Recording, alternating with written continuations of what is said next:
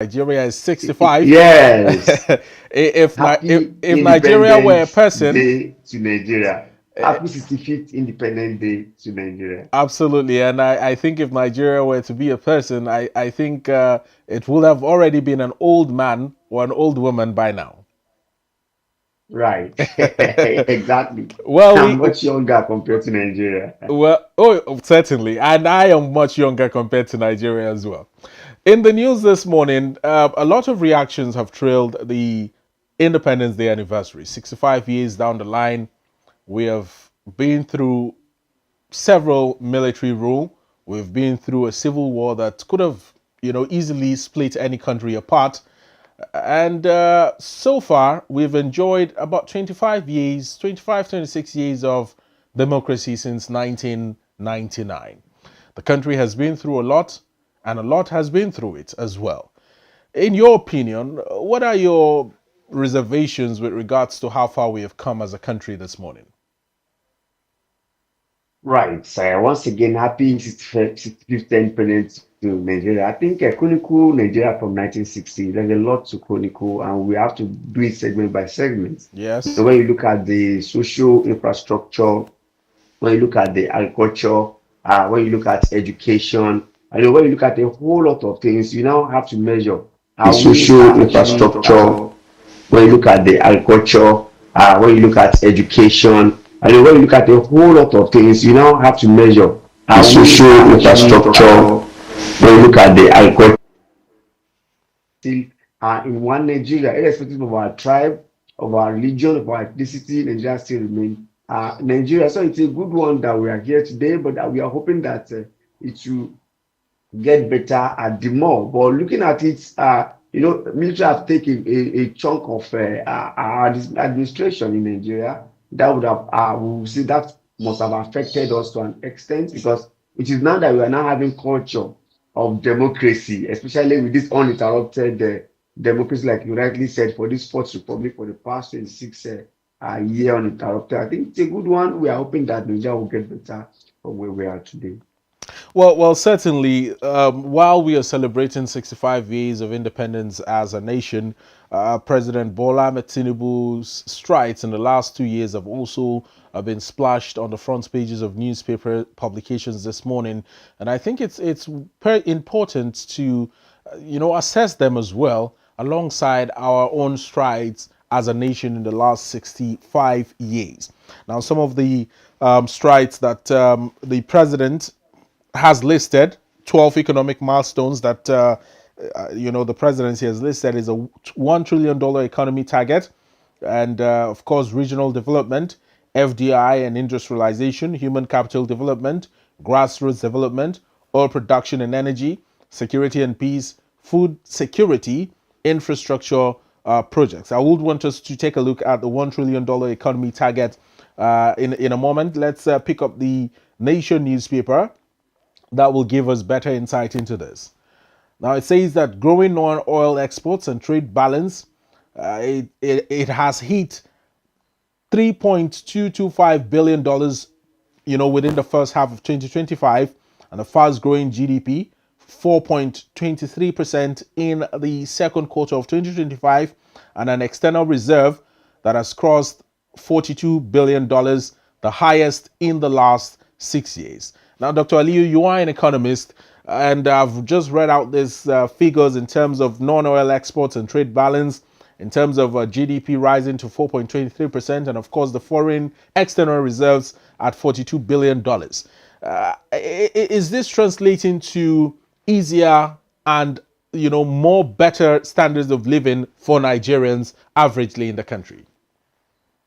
Right. So I think in as much as President Bola Ahmed Tinubu and his administration want to take glory for what they have done, which is not bad, they must also know that they took us to this level we are. So they are trying to return us to an extent. So until we get to where we are coming from, I think that's when we'll say, yes, they have actually tried. But by and large, we cannot hide the trajectory and where we are in terms of the economic stability. We've seen the level at which we are seeing inflation now. It's risen from 34 to now 20, percent. We have also seen growth of GDP, which is 4.23% now, which is a good one. We've seen a lot of positive outlook, but as an economist, essence of economy is to welfare of people.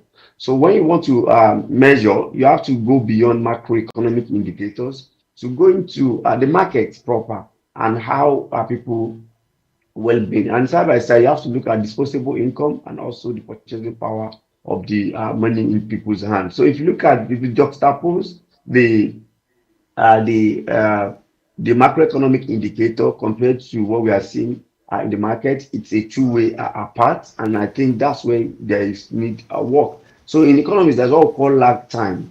So I think the what we are seeing in the macroeconomy needs to translate down to what we are going to be seeing in the market. So the lag time is what we are looking at now. So we want the policy to actually trickle down to the market, and people can actually smile the more there are more money in people's pockets. So until we realize that, that's when we say yes, we have actually turned the corner. But in ensuring that this translates to realities that Nigerians can see, feel, and touch as well, it's not just enough to call these figures. Is there a clear-cut, streamlined method in which the federal government is working towards ensuring that there's large figures being called, the stability of the GDP, the stability of the naira as well, and all of these indices translate to reality for the common man. Right. So, and that's what I talked about the lag time. I think they are working towards it. That should be the essence of their aim to actually make things get better. It's things quick to rise, but pretty difficult to actually come down in Nigerian balance. That when things goes up, it hardly come down. But we have seen that food prices are coming down. Some commodities prices are coming down, but like I said, it's not about coming down again. It's about the people's purchasing power. If you have 1 million in your hand, and when you get to the market, you cannot use it to buy something tangible.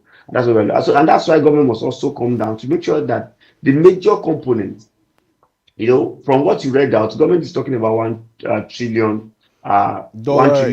dollar economy. To have $1 trillion economy, we must have our inflation rate to come down to almost single digit or at most 12%. And must have our GDP grow at least 8 to 10%. So to actually achieve that, it's hard work. But I'm hoping maybe first quarter of next year we can now see that we can judge those things very well. Then government also talked about food insecurity, food security. The thing is, if you don't have food security, it's going to be a serious problem because the major component, about 40% of the inflation basket, is food. So until we make sure that food become much more affordable, much more available, and we cultivate it, and we are self-sufficient about it, that's when we can say yes, we are getting. Because if you look at it now, Nigeria are spending their money on food and transportation. I can tell you those two things are the one taking the lead. So until we have food coming down to a very, very variable level and also transport, reflecting, a lower, pricing, lower cost of transportation. These are the things that can actually make the economy come to where we expect it to come. So without that, I don't think so. And that's why government must make sure that emergency of food security is not rhetoric.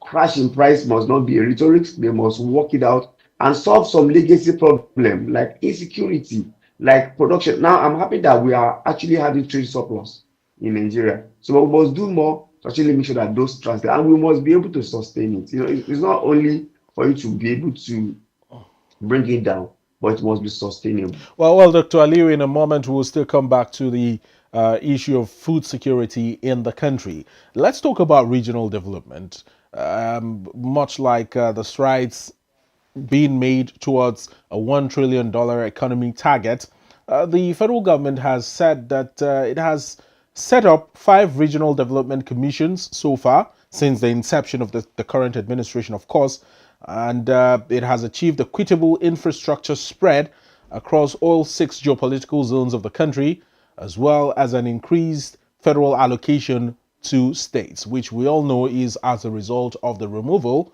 of fuel subsidy. How would you assess all of this in terms of the creation of these 5 development commissions?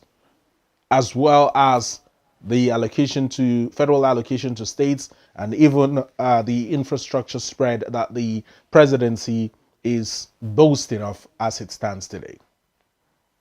Right. So for me, in as much as that has been passed, I don't see reason we should have a regional development commission. For me, it's a waste of resources. For me, it's you are calling for people to it's a recipe uh, for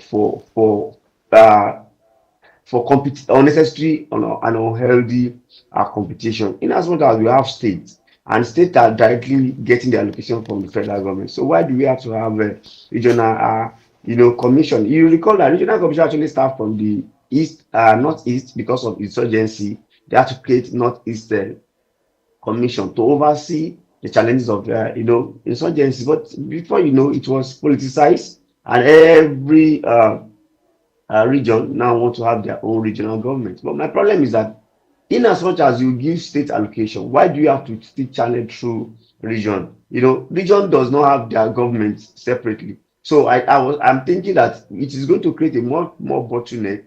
And also, now we have a lot of appointees, a lot of people overseeing that again. That will be waste of money. In as much as states can actually talk directly to the federal government. Federal government can allocate to state directly. I don't see, and government can intervene in any state that's having issue. But now, as it is now, it has been there. We've had it, but I can tell you, it will bring challenges for competition. It will bring room for politicking between the region and politicking between the states under the region.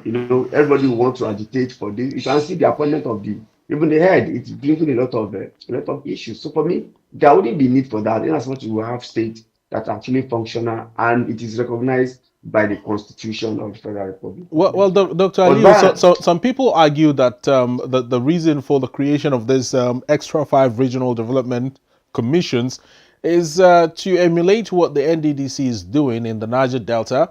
We've seen the strides it has achieved. We have seen how the NDDC has, to a very large extent, brought about stability, economic stability, in fact, to the Niger Delta region, and has extended the dividends of democracy to the grassroots. And that is what the presidency hopes to achieve by creating these other five development commissions in other regions to replicate what the NDDC has been doing. Right. So I think the basis for creating NDDC is quite different from the basis for creating the regional commission. And I'm sure they are coming to seven. I think we have five now. They must complete it because every region now thinks they deserve to have it. Now, you recall that the NDDC was created because of oil producing states to confront their common problem and also create security and other good things in that environment. So that is the reason. So what's the reason? And the east, not east also was created because of insurgency. So why are they creating in other places? Is it because of common natural resources? Is it because of insurgency they are creating? These are why we must get a priority. I think it's more political settlement to balance our political settlement. I don't see it as a solution to any solve our economic and other problems. I don't think so. In as much as you don't give them rights to have their own police regionally, you don't give them rights to have sovereignty to an extent. So why are you now saying they should have? So for me, I think it's a waste of resources because you have to cater to the needs of the heads and they have to have their own administrative, offices and bottlenecks, and they have to also cater to a lot of things that states have direct communication. So are you saying now that state should communicate to region should communicate to federal government? No, the answer is no. State will still communicate directly to the federal government. So for me, I don't think there is need for it, but it's a creation of the law, so it has come to stay. What would you say to the infrastructure spread? Some couple of months ago, we saw an agitation coming from the northern part of the country, where certain northern elders or northern groups alleged that the administration of President Bola Ahmed Tinubu was paying more attention to the southwest in terms of infrastructural development in the country over the north. What do you say to this? Well, I think it has been debunked by the Tinubu administration. That's no, it's not correct, and they came out with some statistics But if you look at it, I'm from the northern part of Nigeria, and if you look at it very well, when you say north, you have sometimes you have to specify. I talk about north central, northeast, or northwest because sometimes when you say north, it's as if you are talking about the whole 19 states. The So whole 19 states I look at and north, all the geopolitical regions as well, the north central, the right? northwest, and the northeast. Exactly. Right. So and when you talk about the entire north, it is even larger than the other compared to south. So I think it is being balanced. But I love that agitation, which is much more political as well. Sometimes that's what democracy gives room for. You must be able to speak out. You must be able to agitate. And by the time you agitate, you'll be considered. The person that actually agitated and made mention of that, at least that there's a rumor that's likely going to join the ruling party, and it's also giving condition why he will join the ruling party. And that's why you say that sometimes when you agitate, when you make some comments, people want to come to you, people want to listen to. So I think it's the intention to actually gain the public audience, and he has actually achieved it. So for me, they have Sokoto Badagry, I think so, and we have Calabar, Lagos, Calabar. I think that's a major project they're actually talking about. But in other things, another appointment, I think to an extent they are balancing it, even though the South West is taking the large chunk of it. And we also saw that during Buhari.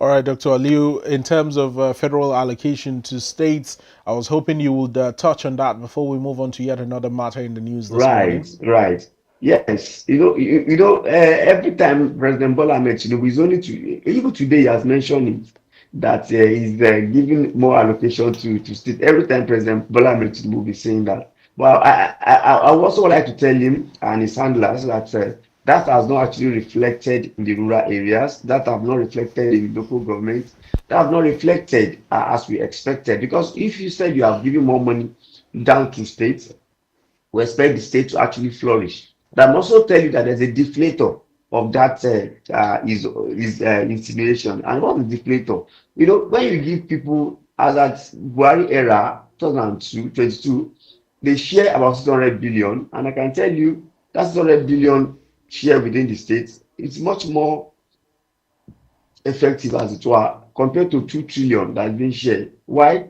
There's a deflator that have deflated the 2 trillion, the forex and the inflation level. When those things come in, the more value of money cannot really do what. So what 200 billion can do in the last 3 years now is not what 200 billion can actually do now. And also, you also see that there's always talk that there is no money in circulation. That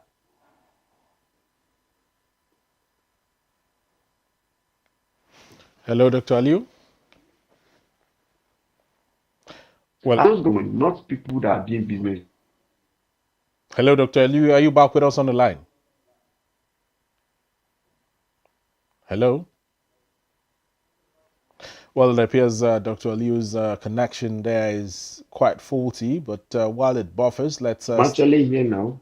Okay, well, fantastic, Dr. Aliyu. You were yanked off a little bit back there, but still keeping with the discussion on human capital development this morning, I would list out some of the strides that the Tinubu-led administration has, you know, achieved or claimed to have achieved in terms of human capital development. That's one, tuition-free education in federal technical colleges, and over 500,000 beneficiaries of the Students' Loan Scheme, and over 1,200 primary health centers rehabilitated, 6 oncology centers constructed across the country. Now, mind you, 6, that's technically one for each geopolitical for each geopolitical zone.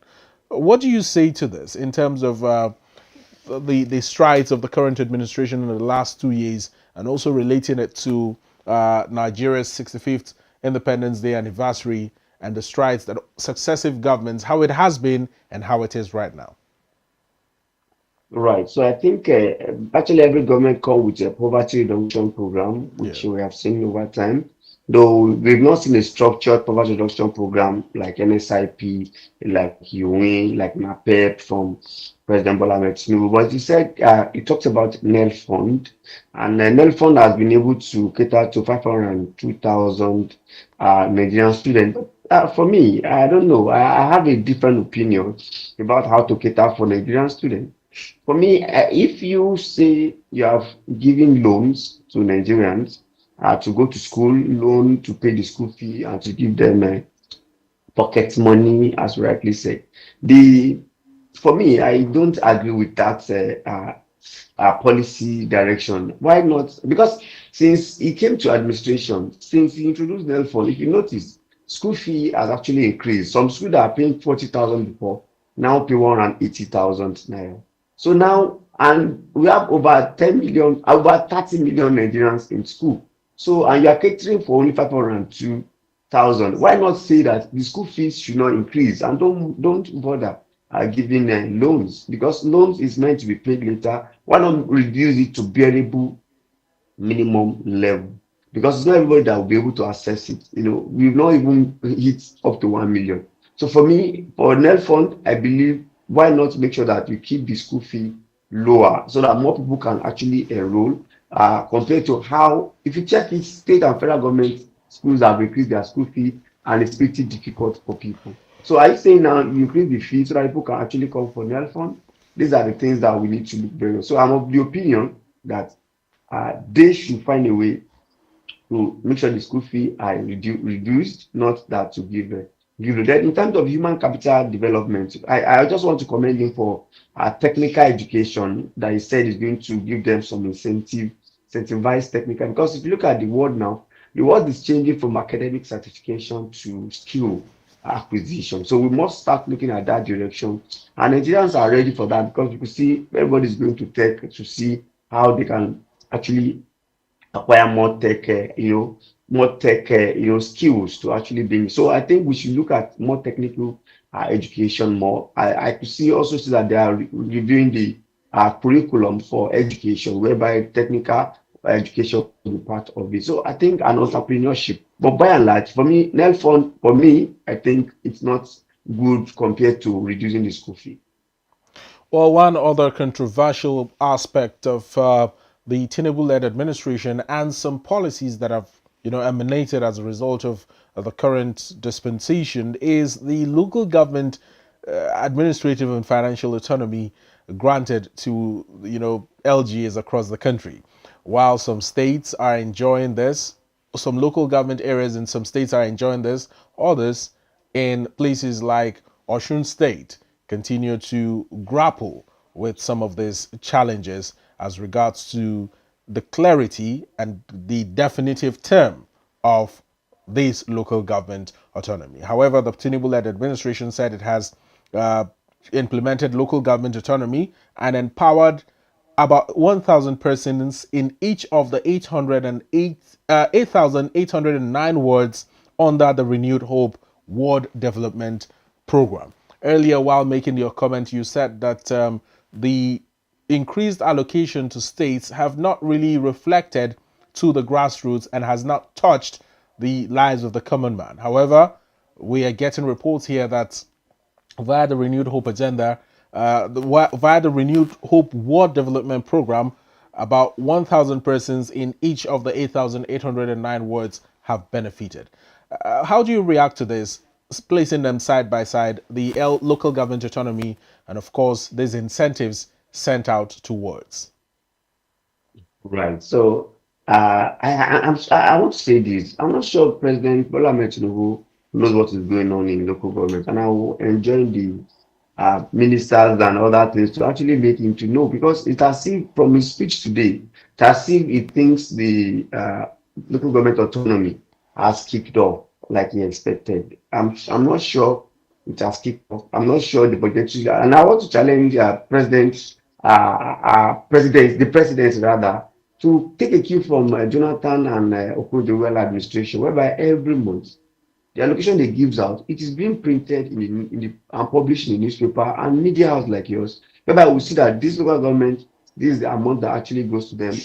By so doing, Nigerians can actually track it and know if the governor actually released the fund, if it doesn't tamper with it, and what they're actually using needs to do. And the issue of Osun, I think it's much more political than that compared to what we are thinking. So I think government should also come into it and see how they can actually function. And I also take you back to President Bola Ahmed Tinubu, while he was the governor of Lagos State, he suffered a lot of this local government related issue from President Olusegun Obasanjo, whereby it is when Yar'Adua even came that released the fund to him. So I think he should be more conscious and take action on issues of local government related issues to actually intervene in that area. Then you also spoke about empowering one person from a ward. Do you know how many persons make how many 1,000 persons in each of the 8,809 wards. 1,000 person in each ward? Is that correct? That's correct.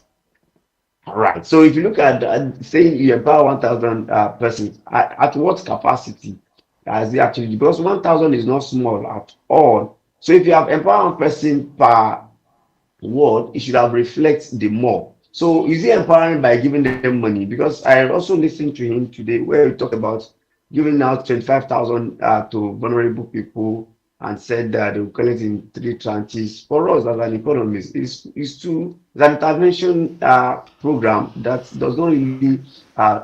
not really sustainable. After they've expended the money, what actually will be next? These are the things. So if you has empowered 1,000 person, we wait when that will reflect on the economic and livelihood of Nigerians in those areas.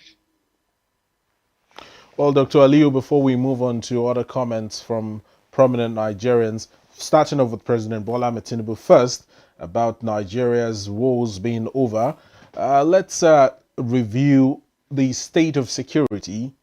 That's one, and also food security in the country, placing them side by side. The presidency has said that in the last 2 years, there's been procurement of military equipment on a robust intelligence gathering system, adoption of non-kinetic solutions. The total number of terrorists neutralized stands at 13,543. Number of victims released, 9,821. And number of terrorists arrested, 17,000.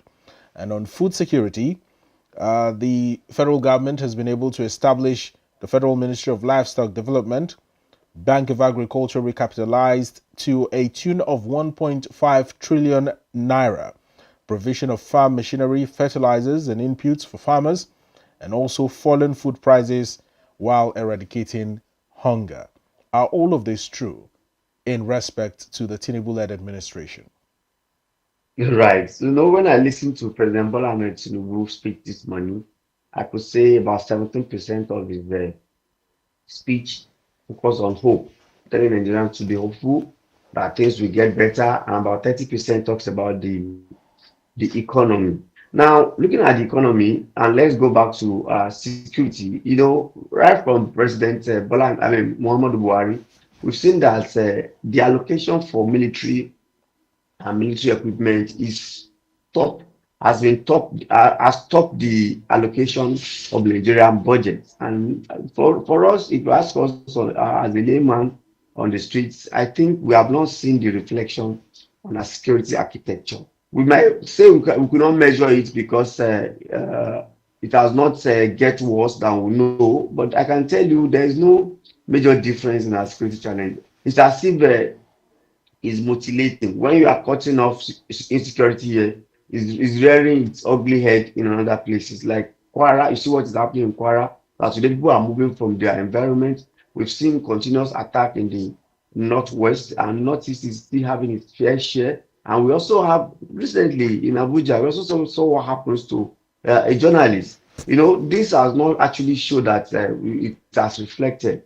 So I also remember during President, was it Jonathan, we also embarked on Tucano jets. We've not seen those things bringing, the trouble to an end. And you talk about non-kinetic. At a point, I started having issue with the meaning of non-kinetic. The meaning of non-kinetic is, are we saying through settling in insurgency or bribing insurgency? Because we've seen it in Castina, where we see a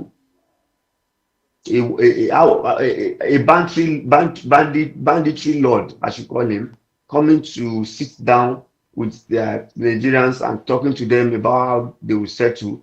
Or is it about doing underground investigation and proactive to tame all these insurgency. So for me, I think I'm beginning to have issue with the meaning of non-kinetic approach. Now let's go to food security. I can tell you now, Nigeria expended over 60% of their income on food.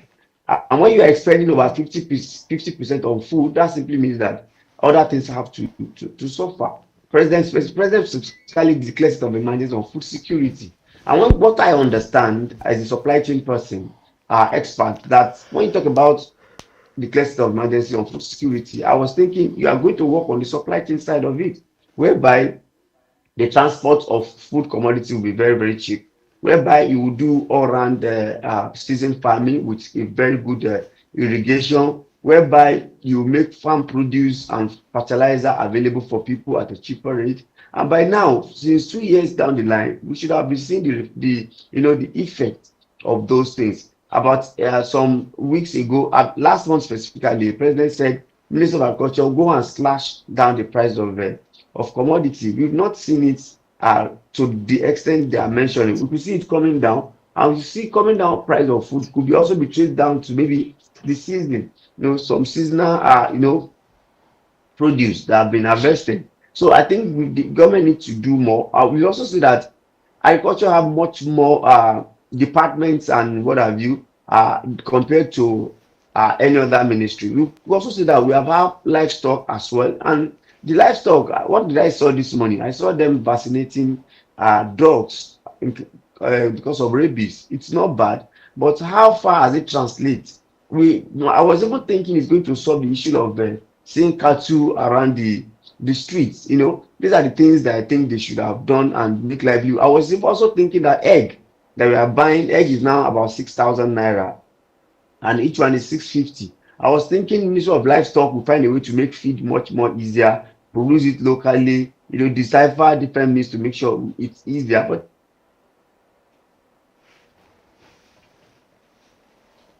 Hello, Dr. Aliyu. by now, I think we should have been buying it as cheap as egg, which most people use for protein. So I think the livestock ministry should do more to make sure that those things actually, become much more available at an affordable price. Now, Dr. Aliyu, earlier when you mentioned the president's nationwide address to Nigerians this morning, you had said that about 70% of that was carrying a message of hope, a message of 17, 1 and 7. about 17% was carrying a message of hope, for Nigerians.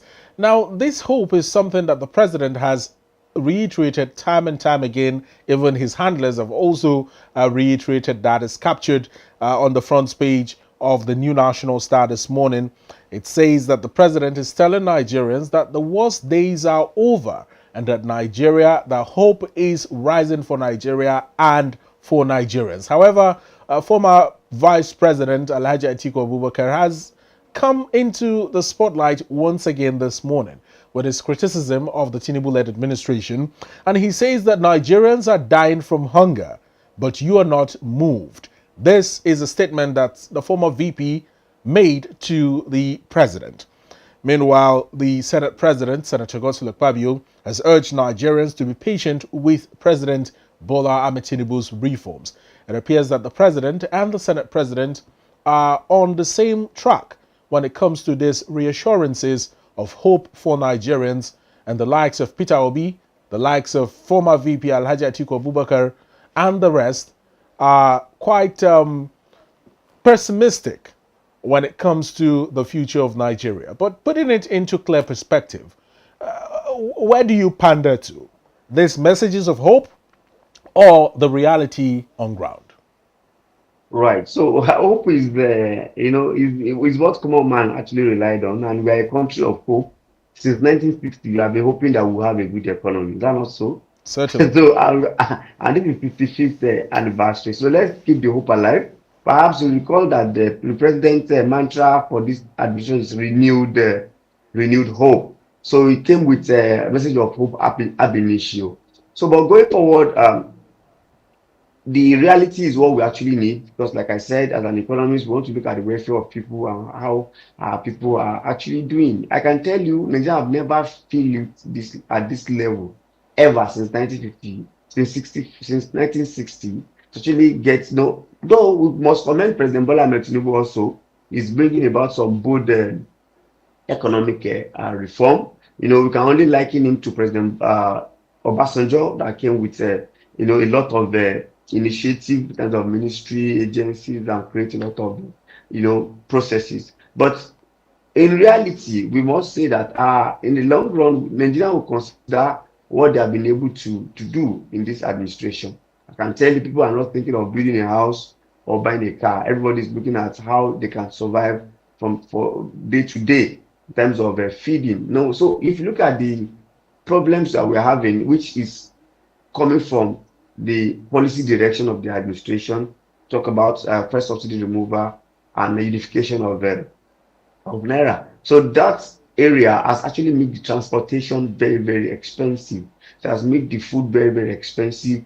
It has made school fee to be very, very expensive. So, and if you look at all those things, it's much more reality than people want to listen to hope. So I watched Mr. President, in as much as we said, yes, the economy is getting stable. Please kindly do more to make sure that it comes to reality. You also see that Dr. Okonjo-Iweala actually clarified it as well and said, yes, there is stability, but there is need for social safety net. So that people can actually move away from this excruciating, pain of these policy directions. One of the things that a lot of Nigerians continue to ask, including myself, and I believe here on the program we have spoken about this quite a number of times, is how long is enough for Nigerians, or how long is long enough for Nigerians to continue to wait for some of these policies that the president says they are necessary reforms to avert economic chaos and bankruptcy,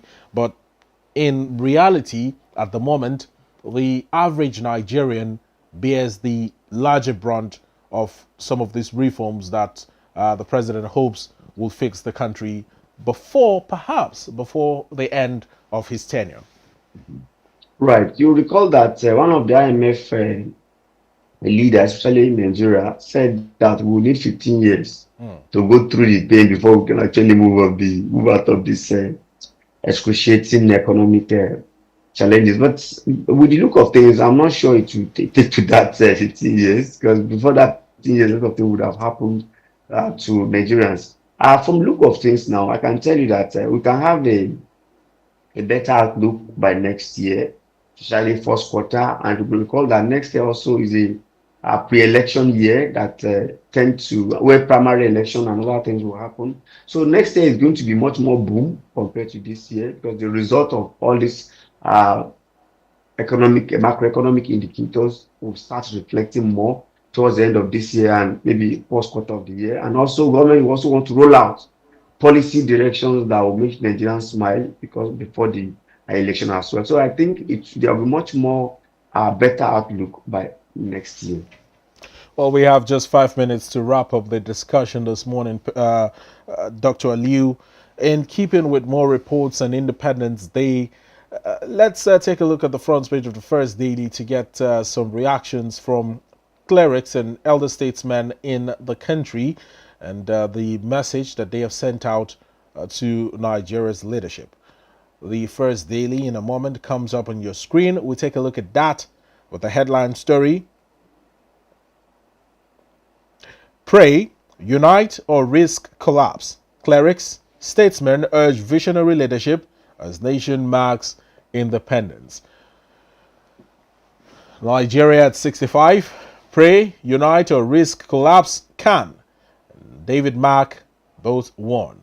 Clerics, statesmen urge visionary leadership as nation marks independence amidst insecurity and economic strain.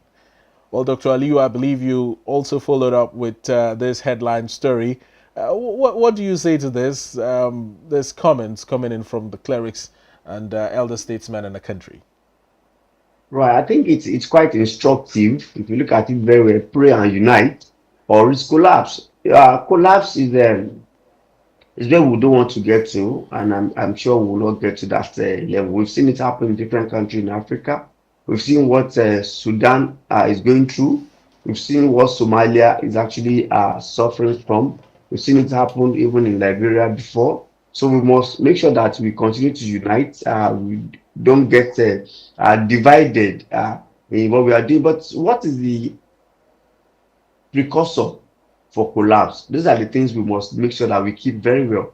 And the precursor for collapse starts from the poverty, poverty and inequality. So inequality is the major recipe for collapse. So we must make sure that we balance it and make sure that it is not better for people in government only. It also resonate with the public and Nigerians. So any policy that they are doing, they should also think the poor people more, not looking at policy that will actually favor them. And that's why most of us are waiting for the tax reform.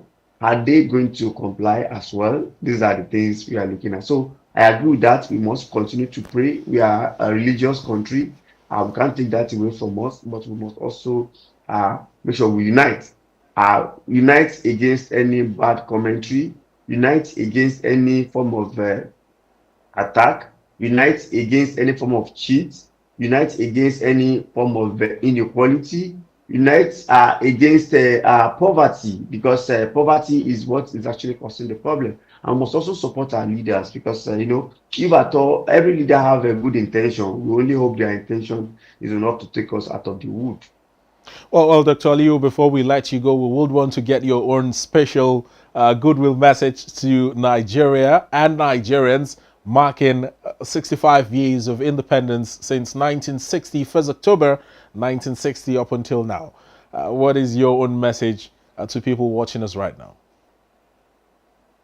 Dear Nigerians, happy 65th anniversary. I wish all the best in this new year. But you must also know that it takes about three to look into it. We are looking at the federal government to actually look for a good policy direction that will take us out of this level of poverty. We also want to talk to the states, the subnationals, that the money they say they are giving to you, please use it to develop the society, use it to bring a project that will develop the life of masses. And as the Nigerians, we must also make sure we do things that will make Nigeria better. We must also make sure that we look at what we actually need, not what we want. Our desire is numerous, but we must focus on what we actually need that will take us out of this room.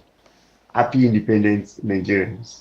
Well, thank you so much, Dr. Aliyu Ilias. I think your goodwill message was quite executive. Hoping to see you in perhaps your state's government house sometime in the future. Amen. Thank you so much. Thank you so much for that. Well, thank you, Dr. Aliyu. It's been a pleasure Thank you for having having this me. discussion with you, and we wish you a happy celebration and the very best of the rest of your day. Thank you so much for Thank having you. me. That has been Dr. Aliyu Ilias, an economist and also the managing director, CSA Advisory, speaking to us on today's special edition of Morning Express, marking Nigeria's 65th Independence Day anniversary.